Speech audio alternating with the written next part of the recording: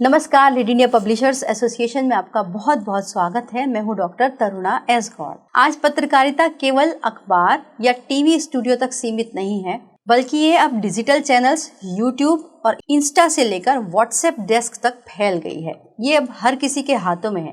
लेकिन अगर आप फॉर्मली स्ट्रक्चर बनाकर एक चैनल बनाकर पत्रकारिता कर रहे हैं तो आपके लिए एक संगठनिक ढांचा यानी ऑर्गेनाइजेशनल स्ट्रक्चर को जानना बहुत ज़रूरी है। इसमें क्योंकि जब आप न्यूज़ देने का काम करेंगे तो आपको एक मजबूत टीम संरचना की आवश्यकता होगी।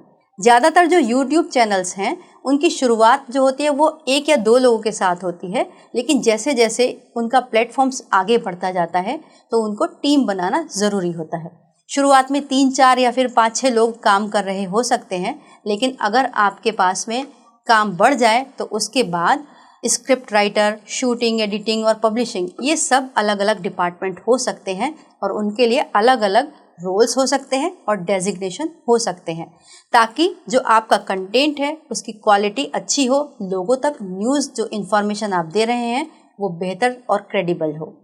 तो इसके लिए हम आपको बताते हैं कि अगर आप डिजिटल न्यूज़ प्लेटफॉर्म चला रहे हैं तो कौन कौन से डेजिग्नेशंस हो सकते हैं और उनके क्या रोल हो सकते हैं। किसी भी मीडिया ऑर्गेनाइजेशन के अंदर जो सबसे इम्पॉर्टेंट और सबसे बड़ा जो पद होता है, डेजिग्नेशन होता है, वो एडिटर इन चीफ का होता है, जो एडिटोरियल डिपार्टमेंट का पूरा हेड होता है। एडिटोरियल डिपार्टमेंट वो होता है जहाँ पर न्यूज़ कंटेंट को तैयार किया जाता है और उसको पब्लिश किया जाता है या फिर प्रिंट करके पाठकों तक पहुँचाया जाता है। तो एडिटर इन चीफ का रोल क्या होता है? वो चैनल की जो भी संपादकीय नीति है और नैतिकता है उसको मेन रूप से देखता है। नीति की बात करें तो मतलब कि हमारा चैनल जो होगा उसका उद्देश्य क्या होगा, जो कंटेंट जा रही है वो निष्पक्ष होगी या फिर किसी एक खास वर्ग के लिए होगी। तो बेसिकली तो पत्रकारिता निष्पक्ष ही होती है, लेकिन कई बार लोगों के अपने पॉलिटिकल बेंट ऑफ माइंड्स भी होते हैं और कई दूसरे एजेंडा भी होते हैं। तो वो हो या ना हो ये editor in chief he decide करता है। इसके अलावा एडिटर इन चीफ डिसाइड करता है कि कंटेंट क्या होगा, कैसे जाएगा, और उसकी जिम्मेदारी भी केवल और केवल एडिटर इन चीफ के ऊपर ही होती है। अगर कोई लीगल ऑब्लिगेशन हो जाए तो उसको फेस करने के लिए भी एडिटर इन चीफ ही जिम्मेदार होता है। दूसरा जो इम्पोर्टेंट पोस्ट होता है एक चैनल के अंदर वो होता है कंटेंट हेड का या फिर डिजिटल मैनेजिंग एडिटर का।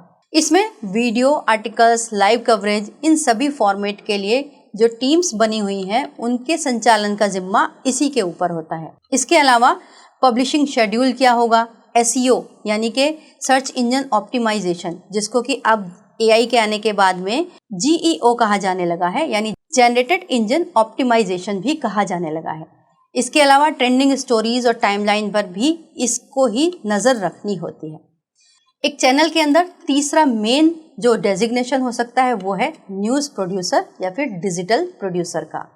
इसका काम है रिपोर्ट्स को तैयार करना, रिसर्च और एडिटर्स के साथ मिलकर वीडियो न्यूज़ के लिए पैकेज तैयार करना, स्क्रिप्ट राइटिंग करना, फैक्ट की चेकिंग करना और जो विजुअल फ्लो है उसको भी देखना, यानी जो न्यूज़ है उसके अंदर कोई इंटरप्शन ना हो, ठीक तरीके से न्यूज़ बनी हो, पैकेज ठीक से सेट हुए हों, विजुअल सही तरीके से लगे हों, ये भी इसी का काम होता है। चौथा डेजिग्नेशन होता है रिसर्चर और स्क्रिप्ट राइटर। इनका काम है कि खबर को गहराई से विश्लेषण करें, वीडियो बनाएं, उसके लिए वॉइस ओवर बनाएं, ऑन स्क्रीन न्यूज़ स्क्रिप्ट तैयार करें। इन सबको करने की जिम्मेदारी इसी डेजिग्नेशन के ऊपर होती है। पांचवा जो डेजिग्नेशन है वो आपके एंकर का हो सकता है। बेसिकली अगर कोई एक चैनल है उसके अंदर बहुत लोग काम नहीं करते तो वही एंकर भी होता है, वही रिपोर्टर भी होता है, लेकिन जब टीम बड़ी हो गई तो आप एंकर अलग से रख सकते हैं। एंकर का काम है जितनी भी फील्ड में रिपोर्ट्स कवर हुई उनको ठीक तरीके से प्रेजेंट करना, लाइव रिपोर्टिंग को देखना, इंटरव्यू कंडक्ट करना और डिबेट को भी होस्ट करना। अब छठा डेजिग्नेशन जो हो सकता है वो हो सकता है वीडियो एडिटर और ग्राफिक एडिटर का। वीडियो एडिटर का काम होता है कि विजुअल्स को आकर्षक बनाए, ब्रेकिंग न्यूज़ टेम्पलेट तैयार करे, टाइटल्स बनाए, बुलेट्स बनाए, डेटा विजुअलाइजेशन करके एक बेहतरीन कंटेंट को बेहतरीन तरीके से प्रेजेंट करे, जैसे हमारे वीडियो एडिटर विकास करते हैं। अगला जो डेजिग्नेशन है वो है कैमरा पर्सन का, या फिर आप उसको फील्ड क्रू भी कह सकते हैं। कैमरा पर्सन का काम है कि वो फील्ड के अंदर जाए, ऑनलाइन जो भी ग्राउंड पे हो रहा है उसको शूट करे और लाइव सेटअप भी रेडी करे।